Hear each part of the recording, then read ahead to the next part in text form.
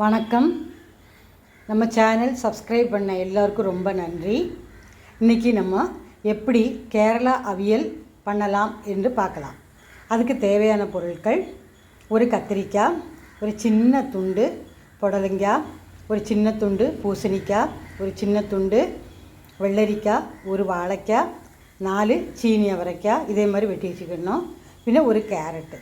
இது இவ்வளவும் இதே மாதிரி ஒரே சைஸில் வெட்டி வச்சுக்கணும். முருங்கைக்காய் போடணும். முருங்கைக்காய் இல்லை, ரொம்ப விலையினால நான் முருங்கைக்காய் வாங்கலை. சேனக்கிழங்கும் போடலாம். சேனக்கிழங்கு முதலே நம்ம என்ன செய்யணும், ஒரு சின்ன துண்டு போட்டால் போதும். முதலே அது வேக வச்சுக்கிடணும். அதுக்கு பிறகு 1 கப்பு தேங்காய், 1/4 டீஸ்பூன் ஜீரகம், ஒரு சின்ன துண்டு வெள்ளைப்பூடு. இந்த ஊரில் வெள்ளைப்பூடு போட மாட்டாங்க, ஆனால் நம்ம ஊரில் நம்ம வெள்ளைப்பூடு போடுவோம்ல, அதனால் ஒரு சின்ன துண்டு எடுத்துருக்கேன். 2 பச்சை மிளகா. உரப்பு உங்களுக்கு எவ்வளோ வேணுமோ அது மாதிரி நீங்கள் போட்டுக்கோங்க. காரம் உங்களுக்கு எப்படி வேணுமோ அது மாதிரி போட்டுக்கோங்க. ஒரு சின்ன துண்டு இஞ்சி. இதெல்லாம் கூட ஒன்று க்ரஷ் பண்ணி எடுக்கணும். சும்மா மிக்சியில் 2 சுற்றி எடுத்துட்டால் போதும். முதல்ல இந்த காய்கறி எல்லாம் அடுப்பில் பாத்திரம் வச்சு 1 டம்ளர் தண்ணி ஊற்றி இந்த காய்கறி எல்லாம் போட்டு உப்பும் போட்டு தேவையான அளவு உப்பும் போட்டு ஒரு 1/4 டீஸ்பூன் மஞ்சப்பொடியும் போட்டு காய்கறியை வேக வைக்கணும். காய்கறி எல்லாம் அடுப்பில் ஒரு பாத்திரம் வச்சு அதில் 1 டம்ளர் தண்ணி ஊற்றி இந்த காய்கறி எல்லாம் அதில் போட்டு வேக வைக்கணும். மஞ்சள் பொடி பார்த்திங்களா, மஞ்சள் பொடி எவ்வளோ கலர்ஃபுல்லாக இருக்குது. நான் மஞ்சள் வாங்கி மில்லில் கொடுத்து திரிச்ச வச்ச மஞ்சள் பொடி. அது ரொம்ப நல்ல டேஸ்ட்டாக இருக்கும், நல்ல வாசமாக இருக்கவும் செய்யும் குழம்பு. இது இப்போ இந்த காய்கறியெல்லாம் போட்டு இதை நம்ம நல்ல மாதிரி இதை நம்ம நல்ல மாதிரி இப்படி இது மாதிரி கிண்டி மூடி வச்சு வேக வைக்கணும். 1 டம்ளர் தண்ணி ஊற்றணும். தேவையான அளவு உப்பும் கூட போட்டுக்கணும். அடியில் சீனி அரைக்காய் போடணும். முதல்ல சீனி அரைக்காய் போடணும். அப்போ சீனி அரைக்காய் வெந்துடும்.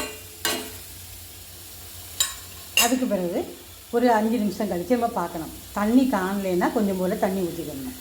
மறுபடியும் இந்த தேங்காயெலாம் நம்ம அரைப்போம்ல, கடைசியில் அது போட்டு இந்த காய்கறியெல்லாம் வெந்த பிறகு அது போட்டு கொஞ்சம் போல் அது தண்ணி தேவையான அளவு தண்ணியும் கூட ஊற்றினா போதும். அவியல் காய்கறி 3/4 வெந்துட்டு, அதுக்கு பிறகு நம்ம இந்த அரைச்சி வச்சுருக்க தேங்காய் அதில் போட்டு நல்லா மிக்ஸ் பண்ணணும்.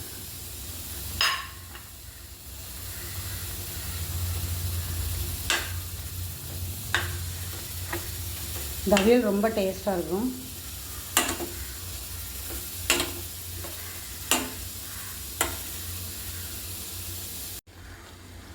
பாருங்கள், நல்ல அவியல் நல்ல சூப்பராக ரெடி ஆகிட்டு, நம்ம இதில் கொஞ்சம் போல் கருவேப்பிலை போடணும். பச்சை கருவேப்பிலையாகவும் போடணும்.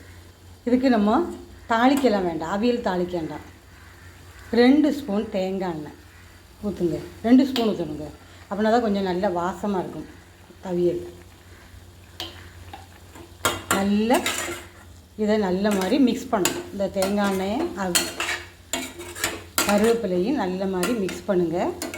நல்ல மாதிரி மிக்ஸ் பண்ணிவிட்டு மூடி வச்சுருங்க.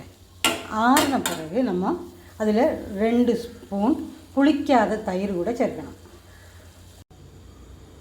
இது நேற்று உர ஊற்றின தயிர். இது அவியல் நல்லா ஆறணும். நல்லா ஆறின பிறகு 2 ஸ்பூன் புளிக்காத தயிராகும். இது 2 ஸ்பூன் கூட அவியலில் சேர்த்து மிக்ஸ் பண்ணணும். அப்போ அவியல் நல்ல டேஸ்ட்டாக இருக்கும். நீங்களும் இதே மாதிரி செஞ்சு பாருங்கள். பாருங்கள், 2 ஸ்பூன் தயிர் சேர்த்துருக்கேன். முதல்ல 1 ஸ்பூன் போட்டேன், இப்போ 1 ஸ்பூன் போடுவேன். புளிக்காத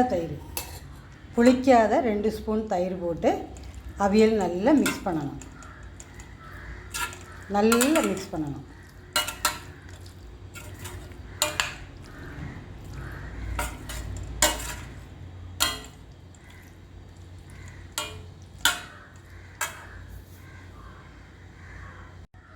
பாருங்கள், அவியல் எவ்வளோ கலர்ஃபுல்லாக இருக்குது, ரொம்ப டேஸ்ட்டாக இருக்கும். இதே மாதிரி நீங்களும் அவியல் பண்ணி பாருங்கள். உங்களுக்கு பிடிச்சிருந்தால் லைக் பண்ணுங்கள், ஷேர் பண்ணுங்கள், சப்ஸ்கிரைப் பண்ணுங்கள். Thank you very much. Okay, bye, see you. Thanks for watching.